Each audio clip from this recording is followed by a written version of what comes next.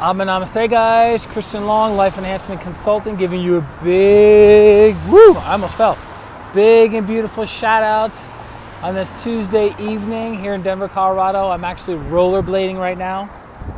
It's been over 3 weeks since I've rollerbladed. It's good to be back out, mixing it up. Went to the gym today.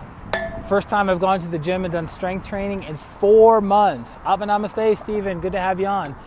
And partly because I injured my right shoulder, my right elbow, and my right knee. So obviously there's something going on with the yang side of my body. So the body's gotten healed. The body feels better. Just did the three week or 21-day spiritual vacation in Bovina, New York. So coming back to Denver, feeling clear, feeling cool, calm, and collected, feeling strong, ready to tear it up and to make it happen. So, and nobody I know currently alive. Shayna, namaste. Exactly my point. So, as I was rollerblading, I realized, I got to come up with a topic, and I want to do the topic while I'm out on the street, hitting the beat. And I thought, well, what's a good one? So I started thinking stuff that's been going on in my life, stuff in the lives of people that I'm close to, and I realized a challenge that seems to be inevitable for each and every person on this planet is their emotional body. So in pranic healing, we talk about several different bodies. Yugo, Yuvi, Namaste. We talk about several bodies. We talk about the physical body, which you see before you. We talk about the etheric body, which is the blueprint of the physical body. So if you manipulate the etheric body, you are eventually manipulating the physical body. Then you have the emotional body, where we have all of our feelings, our super, super high feelings of joy and bliss and happiness and enthusiasm and charisma and sensuality and sexuality, right? We have all of our emotions in the emotional body. Then we have the mental body, Fernando, Namaste. Then we have our mental body, where we have all of our thoughts, our ideas, our belief systems, our limited belief systems. We have all these different thoughts, errands that we have to run. Brittany, Namaste, all the different things that we have to do in order to make it happen, right? Figuring things out, solving problems, coming up with solutions, all takes place in the mental body. Then we have our spiritual or our causal body, which is beyond the scope of today's video, and it's beyond my comprehension of great detail. You're awesome. Everyone's like, I want to know about the emotional body. So those are the main bodies that we work with, and there are even bodies beyond the causal body, if you can believe it. So, you guys check this view out. Look at this view. Yeah. It's a little stream, right? So, we sit down. This is kind of a weird view. So we sit down and we look at life. We look at life rationally, or we try to look at life rationally and logically. We try to make the right decision, adding the pluses, adding the minuses, et cetera, right? And then we're like, okay, I'm going to make a rational decision. But it never works out that way. We base our decisions initially on how we feel about something. If we feel good, we use our mental body to rationalize why we should make that decision. If our mental body or if our feelings are bad, then we use our mental body to rationalize why that's not a good decision for us. But have you noticed certain people will make certain decisions that are completely different than another person, and they'll use it to rationalize why they made that decision. So there's an old saying in sales and in business that people buy based on emotions and then they justify it with logic. So if you feel good with the salesperson, you're going to buy from that salesperson. If you don't feel good with the salesperson, even though it could be a good deal, even though it could be the product or service that you need, want, and desire, you won't buy that based on the emotions that you have working with the salesperson. This is the exact image I had for your live videos. I love it. Yeah. Hugo says, the emotional Latino body is kind of crazy, like in Mexico soap operas. Yeah, which are novellas. So, that's why we watch movies. We don't watch movies to get mentally stimulated. We watch movies to be entertained, to feel good. If we based our decisions solely on rational things, then when we go to buy clothes, we would look for the most practical thing. We don't need any colors. All of it comes in black. All of it comes in white. All of it comes in one color. Or buying a pen. I remember when I used to work for Office Max when I was 19 years old. I used to work third shift. 11 p.m. to 7 a.m. Third shift. I was a little stock boy. It was me and two other guys, right? And I remember my boss, once a week he had the pen aisle. He had the pen aisle.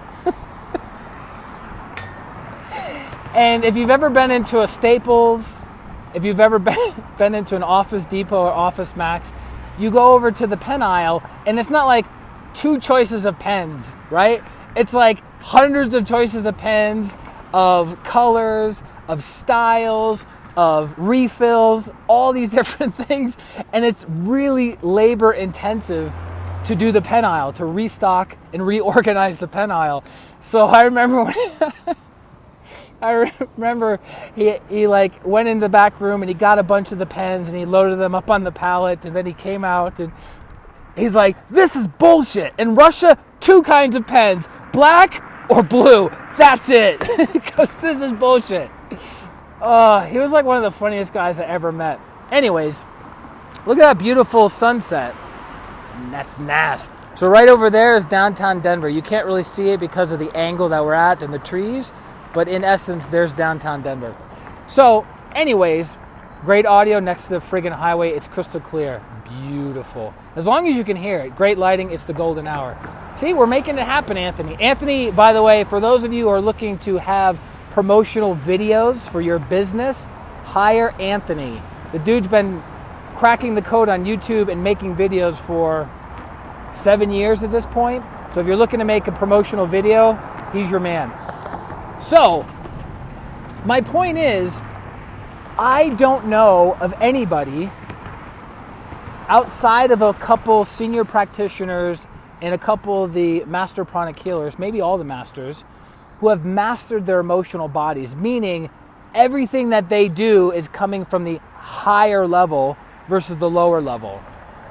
So you have the two centers in our body that deal with emotions primarily is our solar plexus chakra, which has lower negative emotions and lower positive emotions. So the lower positive would be ambition, drive, perseverance, making it happen, pushing through resistance. The lower negative emotions of the solar plexus is stress, anxiety, depression, anger, fear, right? So do you see how if you keep pushing and pushing and pushing with your lower, higher emotions, you're eventually going to congest your solar plexus, and then you're going to be living from the lower negative emotions. So the other chakra that deals with the higher emotions is the heart chakra. The heart chakra, or the wisdom of the heart, has love, sweetness, tenderness, joy, caringness, warmth, softness, right? And I think to myself, who do I know, and I'm asking this question honestly, who do I know that operates from their heart most, if not all of the time? Or how many people are operating from their mental body most, if not all the time, which is the throat chakra and the ajna chakra. And I'm like, Yeah! Woo! I know people who are super smart, geniuses, right? They can figure out mathematical equations. They are even clairvoyant. They've mastered other chakras, other faculties. They're clairvoyant. They're intelligent. They're able to solve problems, come up with solutions. They're super creative. They're good at painting. They're good at singing. They're good at performing. But you know what I've noticed? Very few people I know have mastered their emotional bodies, because these same people who are very good from the throat chakra up live super dramatic, chaotic lives. Like they suffer from low self-esteem, low self-image, low self-worth, low self-respect. But they're intelligent. But they're caring. They're generous. But there's something missing from their emotional body. And I'm talking to you guys just as much as I'm talking to myself. All right, hold on. Fernando says, can you define what does it mean mastering the emotional body? Master talk about mental maturity, emotional maturity, spiritual maturity, just a thought. Yeah.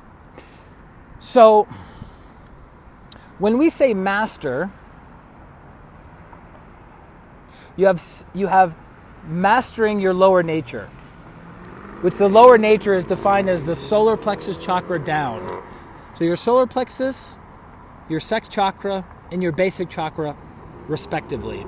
So when you master your lower nature, that means you're not dominated by the need for power or the need to control others. You're not dominated by your sexual desire or lust. And then you're not dominated by greed and getting excessive resources at the expense of other people, right? So that is a person who has mastered their lower nature. Then you have somebody who has soul realization, where their incarnated self, which is their mental body, emotional body, etheric body, and physical body, a soul-realized person has a strong connection to their higher soul, right? Which means they have mastered their thoughts, they have mastered their feelings, and they've mastered their physical body. Meaning, if they get 1 hour of sleep and they have to be up in an hour, they're able to physically close down their physical body, regenerate it, rejuvenate it, and then wake up in an hour on time, because they are the boss of their physical body. They're also the boss of their emotional body. So they are not dominated by their emotions. If they don't feel like doing something, it doesn't matter, because what's the right thing to do? Well, the right thing to do in the emotional sense is to forgive. The right thing to do is practice loving kindness and non-injury. The right thing to do is to practice gratitude. But guess what? What if somebody hurts you tremendously on an emotional level, and then you're supposed to forgive? It's the right thing to do, but your emotional body says, no, this is bullshit. I don't want to forgive this person. I want to stay angry. I feel entitled to stay angry at that person, right? But that's not mastery over your emotional body. You are being dominated by your emotions.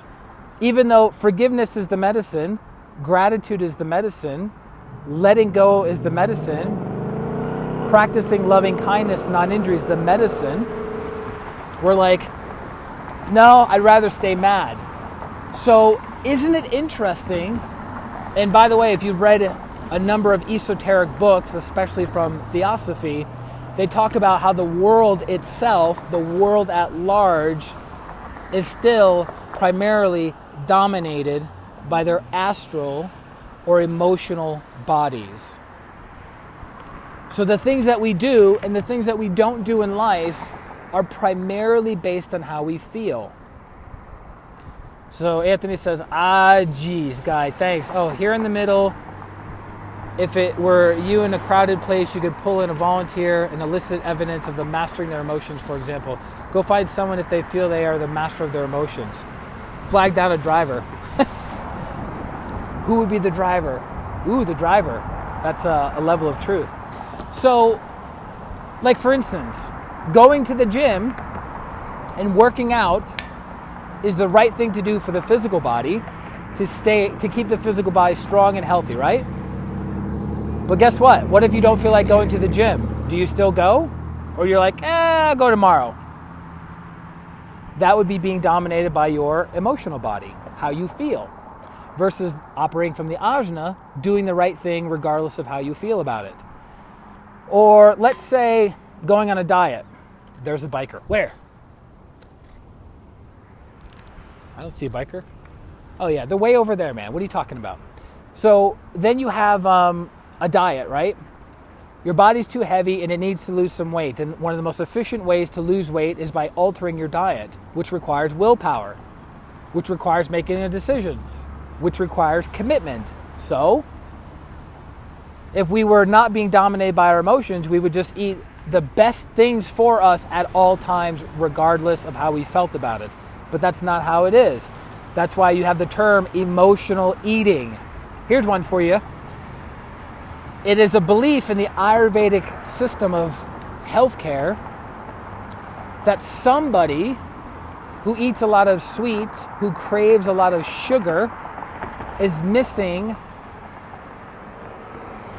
emotional love and sweetness in their life. So they're using sugar as a synthetic replacement to true, genuine love and emotion. Think about that. That's why people binge on sweets. That's why people emotionally eat. Because there is a void, an emotional void within them that they're trying to fulfill. Here's the other thing about relationships that I'm realizing even in this very moment as I'm communicating to you guys, is that we believe that when we find the right partner, that all of our emotional needs will be fulfilled. I'm feeling sad, my partner will make me feel happy. Feeling lonely, my partner will make me feel content and not so alone. Feeling angry, my partner will soothe my anger, right? But what that does is it creates a codependent relationship between you and the other person, versus you develop independence, or I should say interdependence, of balancing out your feminine energies and your masculine energies at will, which requires emotional maturity. Thanks, Fernando, for throwing that out there. Requires emotional maturity. I'm rollerblading right now as we do this. And you're no longer leaning on other people to fulfill your emotional needs.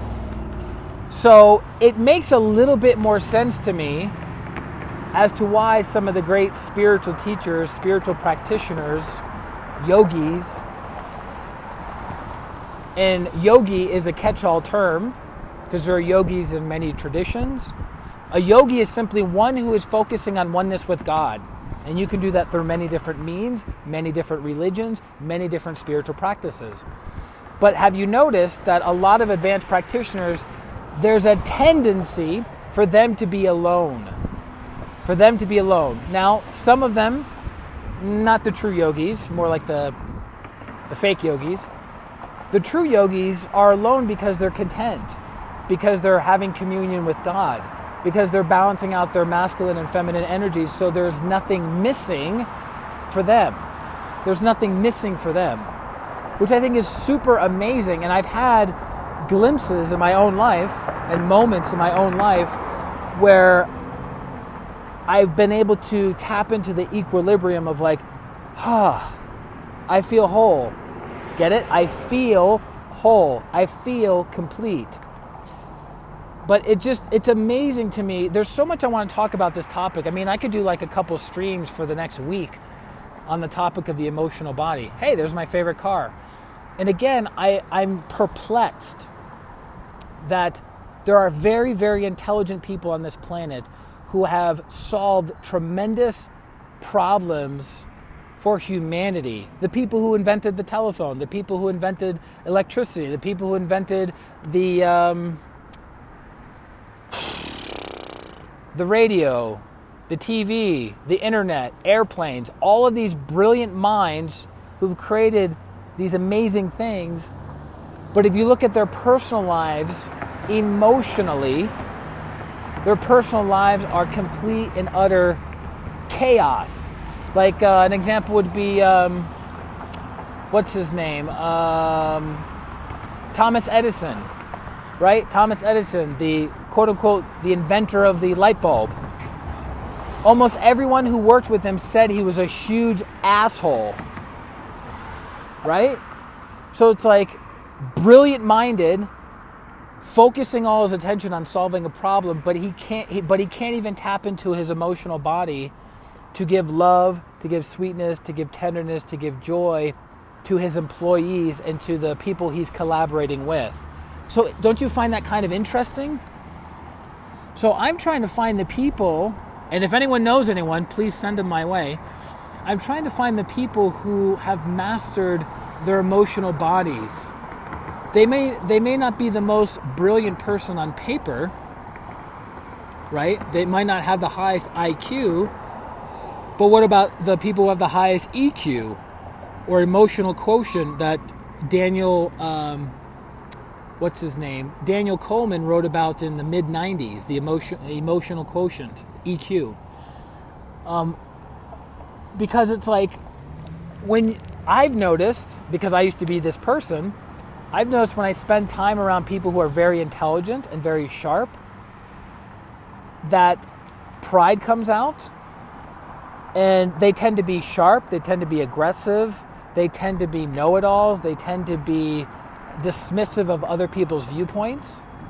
But it's like, when I've spent time around people who are emotionally aware, with big hearts, who are very loving, very kind, very sweet, they seem to transform and transmute all the other negative energies. I'm having like a big aha moment right now as I'm messaging you guys over a bridge on a stream. Literally, a stream. I'm doing a stream while I'm above a stream.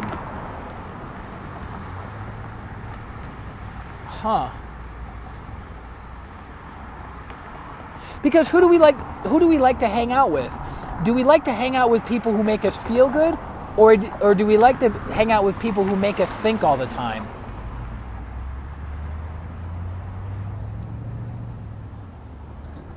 Man, I might need to end this stream to process what we're talking about. I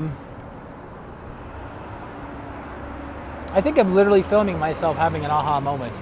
All right, I'm going to let you guys go so I can process what I just shared with you, because I think it was more for me than for you guys. Hopefully you got benefit out of what we were sharing.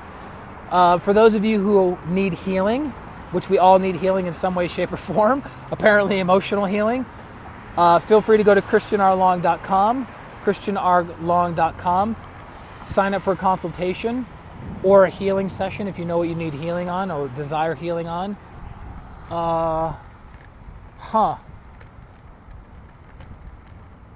This is we like to hang out with both. Oh, you like to hang out with both, huh? Yeah, it's interesting because you don't want to be dominated by your emotions, but we choose to hang out with people who make us feel good. But what about the people who make us feel good, but we're not doing good, wholesome things with us? Like, for instance, excessively drinking, right?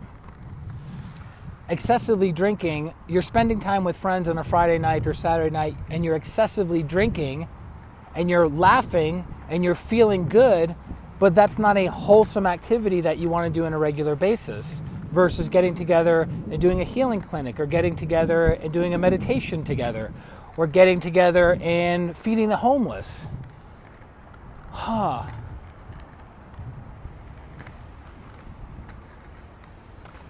gotta process this. Finding someone who has emotional mastery. I think it's because of the book that I'm currently reading right now. It's bringing all of this stuff up for me in a good way, right? In a good way. But it's like the people...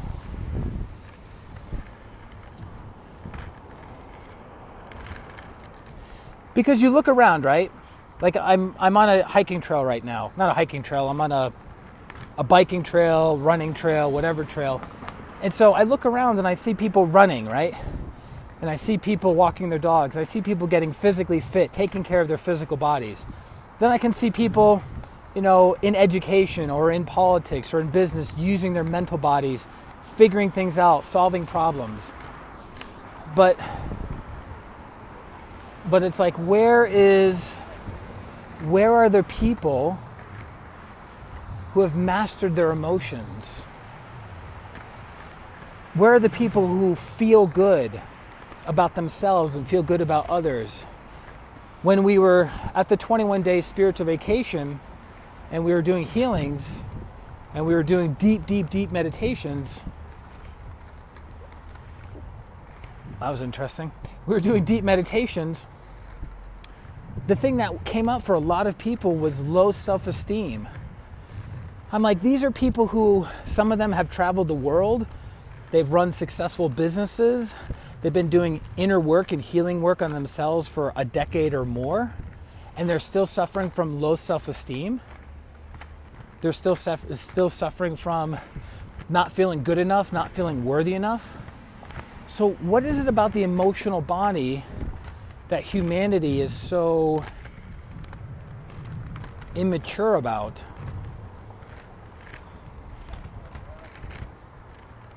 Huh.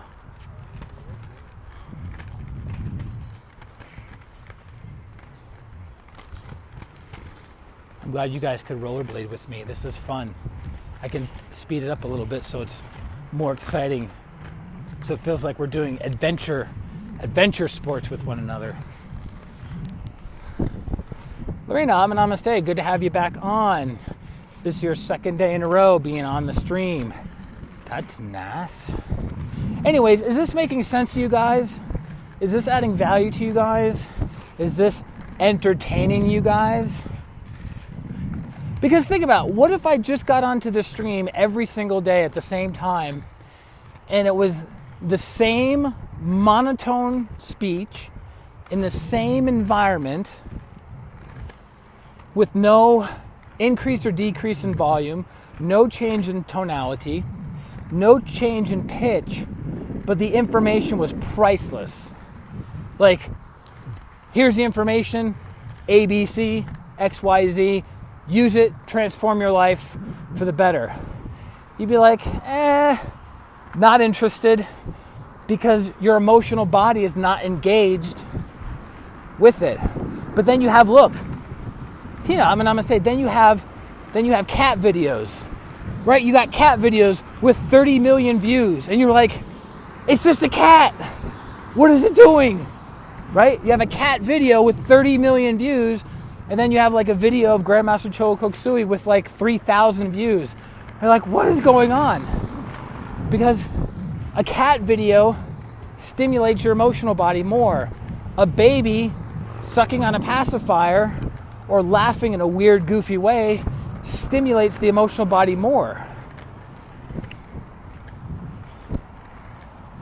Yeah, Hugo, low self-esteem. That was one of the biggest things that came up for people at the retreat. So it's really fascinating. I remember one time I did a stream rollerblading, and one of my clients said, she goes, she goes, oh, this whole time I thought you were walking really fast and really still. And I'm like, no, I'm rollerblading. Thought that was kind of weird. She's super funny though. I'm gonna pass these people like it's my job.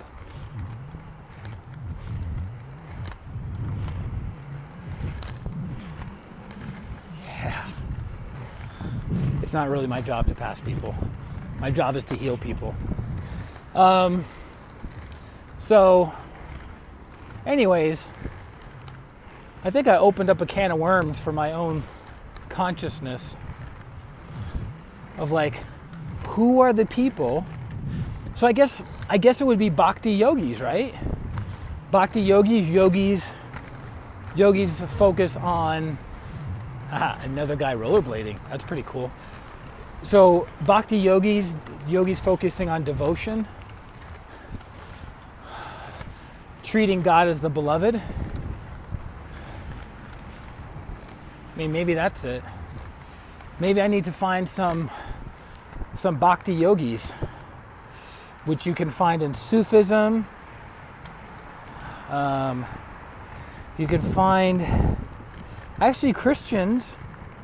A lot of Christians are bhakti yogis, because the two forms of yoga that make up Christianity is bhakti, the yoga of devotion, so they're devoted to Lord Jesus, Their energy is focused on Lord Jesus.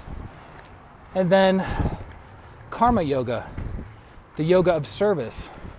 So if you take the two forms of yoga, bhakti yoga and karma yoga, put them together, you have Christianity from its energetic perspective. Gili, Atma Namaste, my longtime co-worker at Max Brenner's in New York City, bringing it back. It looks like you've been progressing in life. Super proud of you.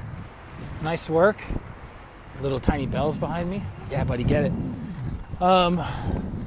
Anyway, so that's the topic for this evening. Man, anyone who knows of someone who's emotionally has mastered their emotions, reach out to me. I want to study you. I want to bathe in your emotional mastery. And I guess the whole thing that originally brought this topic up for me was a couple people in my life that are very close to me, or were very close to me, who I love and care about. I realize how powerful they are, right? The light, love, and power aspects of our divine nature. They're very powerful. They're very intelligent, but emotionally all over the place. And I'm like, by emotionally being all over the place, you're sacrificing and sabotaging beautiful experiences. Emotionally sacrificing and sabotaging. Okay. All right, guys. I love you very, very much. I'm partly emotional right now, and I'm partly in my mental right now, because I want to crack the code on this one. I want to figure it out. And then by figuring it out, what do I get? I get peace. I get stillness. Ooh. No, not everything we do is for peace and stillness. It's a byproduct. All right, going down a hill. Love you guys very much. Christian Long, Life Enhancement Consultant. Wishing you a beautiful, phenomenal, amazing Tuesday night, week, and life. Talk to you soon. Bye-bye.